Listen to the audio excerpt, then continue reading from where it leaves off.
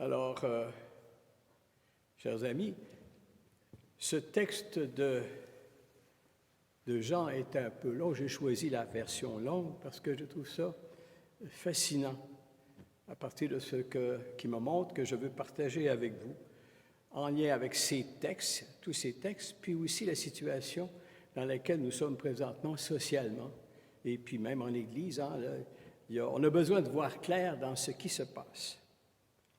Si j'avais un thème à voir avec ces textes, je pense qu'il faut avoir l'œil, le bon œil. On dit que des gens qu'ils ont ça dans le compas dans l'œil. Ils savent comment voir des choses et avec acuité que les autres ne voient pas. C'est très important pour voir aujourd'hui, c'est quoi l'œil de Dieu? C'est quoi le regard de Dieu que Dieu porte sur notre réalité, sur nous? Et ça demande une grande conversion. Dans la deuxième lecture, Paul vient de voir que passer des ténèbres à la lumière, de voir les choses différemment. Puis quand on passe des ténèbres à la lumière ou de la noirceur à la clarté, bien, la réalité est en gros la même, mais on l'aperçoit différemment. Puis ça se manifeste avec la première lecture. La première lecture, là, moi, dans notre époque, là, nous autres, là, on a des firmes spécialisées, chasseurs de tête. C'est ce qu'on aurait probablement fait. Là. Je ne sais pas comment on voit le Vatican, on va dire on va aller chercher quelqu'un, puis on va trouver le bon. Puis, Samuel, c'était le prophète. Puis il est parti, lui, avec le meilleur de sa connaissance, puis inspiré, il était porté par le Seigneur, avec les critères de son temps. Puis 1, 2, 3, c'est pas ça. Il arrête, il dit, bien, ça se peut pas que le Seigneur m'a envoyé chercher quelqu'un, puis je n'ai passé 7, puis c'est pas ça. Ce qui en reste un. Puis il n'était pas berger, proche du troupeau, le plus jeune, puis c'est souvent, parce que l'important, c'était soit la guerre ou travailler ailleurs que avec le troupeau. Donc, c'est lui qui a été choisi. Puis, le Seigneur dit, je vois plus loin que les apparences. Puis plus loin que ces apparences, bien, c'est aussi plus loin que dans son projet. L'Évangile nous dit, puis les textes de Pierre, un jour, un an, le Seigneur a le temps pour lui. Il a un plan. Il voit les choses différemment. Alors, il a choisi David. Puis là, Jésus, c'est dans la suite de David qui va donner un royaume spirituel. Puis on arrive avec l'Évangile à ce moment-là. Et c'est ce qui arrive, je pense, avec cette guérison, l'aveugle. Je trouve ça étonnant, là. Bon, il y a différents, je ne sais pas si vous êtes familier, là, une guérison, bien, on en a plusieurs avec Jésus. Il en fait plusieurs, des guérisons, puis souvent, il faut la salive, puis souvent, c'est va, puis tu vois, puis la foi t'a sauvé. Mais là, il travaille un peu plus, là. Il prend de la boue, puis il fait de la boue, puis, bon, va te laver. Et ce que je trouve intéressant, bien, il voit. Mais si vous regardez le texte en longueur que j'ai lu, là, bien, une fois qu'il a été guéri puis qu'il a vu, là, bien, les autres ont dit, ça se peut pas, il ne voit pas. Il ne peut pas voir. Il ne peut pas voir parce que dans notre façon, nous autres, de voir la foi puis de voir Dieu, les pharisiens, puis la religion établie, il ne peut pas voir. Parce que c'est un pécheur, puis ses parents sont pécheurs. Donc, il ne peut pas voir. Puis on essaie d'expliquer comment. Dans le fond, le Seigneur vient nous voir changer notre œil, voir les choses différemment. Qu'est-ce qui est en train de se passer là? Bon, pour nous qui sommes probablement plus familiers, bien, c'est le passage de l'Ancien Testament au Nouveau Testament. C'est le passage d'une façon de voir la religion, de voir Dieu, puis on a peut-être été élevé dans une façon là, qui nous faisait peur, etc., à la façon de la bonté qu'on veut que Jésus rayonne dans cet évangile-là, puis qu'aujourd'hui on veut vivre. C'est changer notre œil sur qui est Dieu, comment il se comporte. Puis les infirmités dans l'Ancien Testament, c'était nécessairement relié à un manque, à un péché, parce que le bon Dieu ne peut pas faire ça. C'est indigne de Dieu, il fait rien que des choses belles. Puis quand il y a quelqu'un qui souffre, qui est infirme, etc., bien, ça ne peut pas être le bon Dieu, donc ça vient de lui. Puis il faut qu'il souffre. Puis là, qu'est-ce que Jésus dit?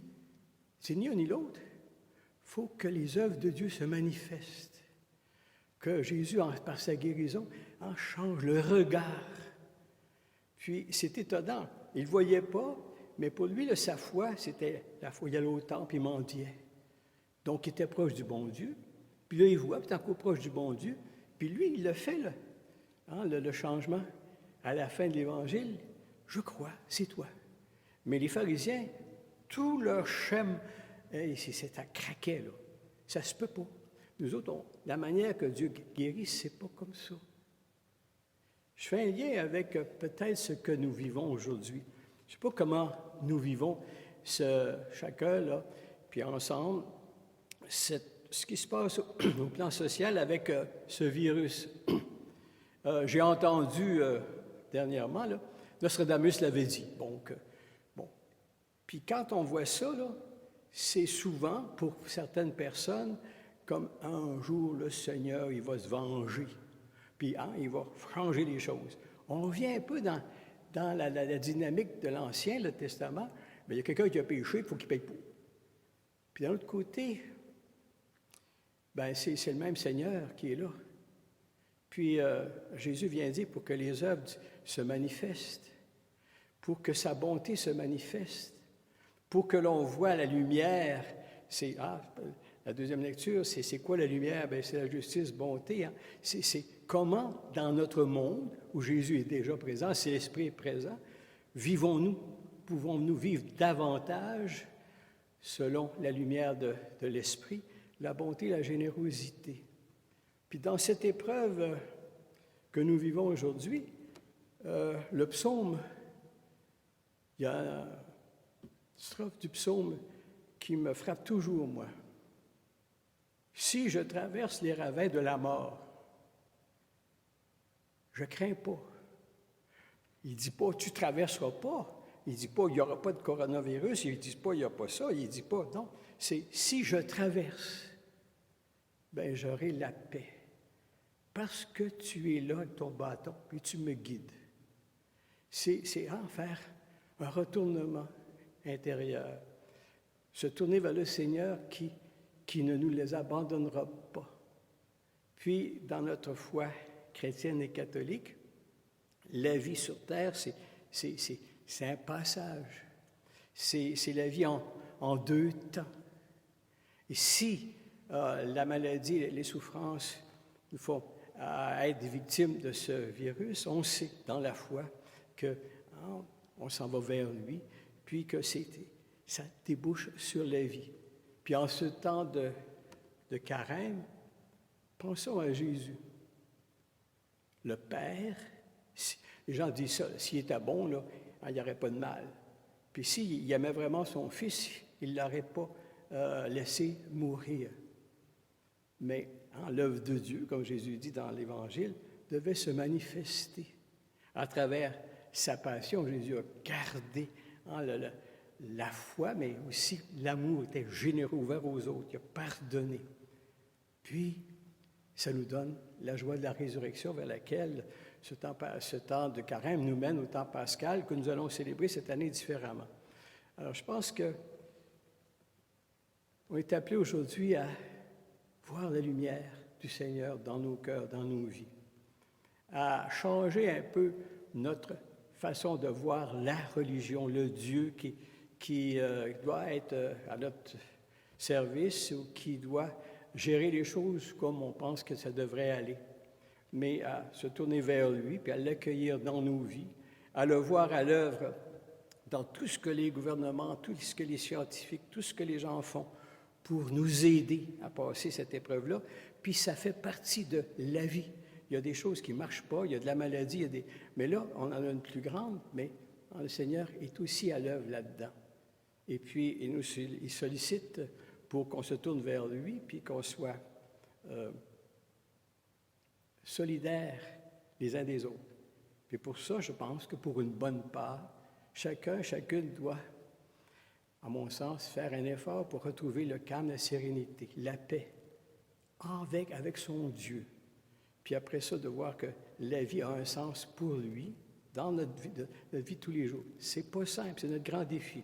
Puis dans les semaines qui viennent, on va probablement se donner des anticorps et de l'aide pour passer à travers, puis suivre le bon berger qui va nous guider vers la lumière, donner un sens profond à tout ce que nous vivons, puis surtout une sérénité intérieure pour qu'on soit ouvert à la bonté, la justice, à la vivre dans nos vies, puis à la rayonner autour de nous autres.